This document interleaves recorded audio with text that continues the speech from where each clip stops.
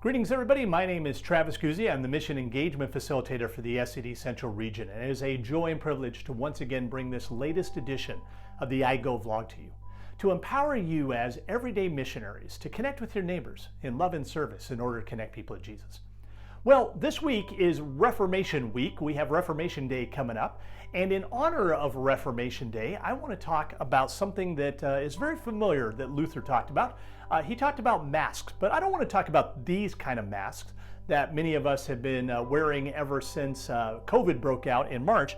No, I want to talk about more of a traditional understanding of masks like this one. This is my son's Sasquatch mask, and he not only wore it on Halloween, but most famously, he took this with us when we went on a 5-day backpack trip with our church group on the Teton Crest Trail. And what was funny was anytime some hikers were up ahead, he'd quickly put on this mask, and it was really funny, the reactions too, because he was in middle school at the time, so he was a little bit shorter. He's with his backpack and his hiking stick and his hiking boots, and here would be Sasquatch hiking along. And not only with some hikers, but one time we ran across some forest rangers. They had to get a picture because they actually found Sasquatch. It was really fun. But anyway, the idea of a mask is it hides our true identity. And so, for example, not only do we have Reformation Day coming up here soon, but we also have Halloween on the same day. And we're going to see lots of little kids who are going to be going out dressed as their favorite characters, not only in the costumes that they wear, but also the masks that they wear, hiding their true identity in hopes of getting some treats on Halloween night. You know, when Luther talked about his teaching on vocation, our callings that we have in life, whether it's in church or it's in work or it's in the home or it's just being a good member of society or wherever you live, as we love and serve our neighbors. And for Luther, that's what it was all about.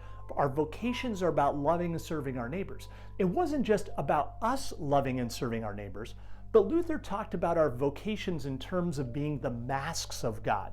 And what he meant by that is that when we love and serve our neighbors in our vocations, that actually God is hiding and working through our vocations like a mask.